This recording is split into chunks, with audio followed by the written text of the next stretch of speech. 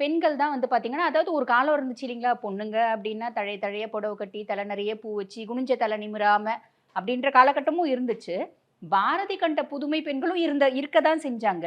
இவங்கள பத்தி சொல்லணும் அப்டின்னா, பாரதி கண்ட புதுமை பெண்கள் அப்டின்னே சொல்லலாம் மேஷராசி பெண்கள. நேச்சுரலாவே அவங்களுக்கு அந்த டாமினேட்டிங் ஒரு கேரக்டர் அப்டின்றது இருக்கும் சார். டாமினேட்டிங் கேரக்டர்னா உங்கள மண்ணுக்குள்ள போட்டு மிதிச்சு, நான் டெவலப் ஆவணும் அந்த மாரி கிடையாது. அது வந்து ஒரு ஆளுமை அப்படின்னு சொல்லுவாங்க பார்த்தீங்களா? தமிழ்ல அந்த ஆளுமை அப்படின்ற கேரக்டர் இயற்கையாவே இருக்கும். இது வந்து மேஷம்னு இல்ல சார். சுய ஜாதகத்துல யாருக்கு செவ்வாய் நல்ல வலுவான இடத்துல இருக்காரோ, இல்லன்னா செவ்வாய் உச்சம் அடைஞ்சிருக்காரோ, அவங்களுக்கே நேச்சுரலாவே இந்த கேரக்டர்ஸ்லாம் இருக்க தான் செய்யும். இப்போ மேஷராசி பெண்கள வந்து இன் ஷார்ட்டா நம்ம சொல்லணும் அப்படின்னு வச்சுக்கோங்களேன். எனக்கு தெரிஞ்ச எக்ஸாம்பிள் வச்சு நான் சொல்றேன்.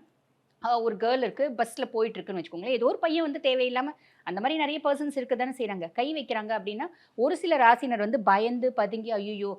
கேர்ள்ஸ் நம்ம ஏதாவது பேசினா, நம்மள வந்து தப்பா வந்து கேரக்டர் ட்ரீட் பண்ணிடுவாங்க அப்டின்லாம் நெனைப்பாங்க. இந்த பிள்ளைங்கலாம் போல்டா நின்னு பளீர்னு ஒண்ணு விடுவாங்க.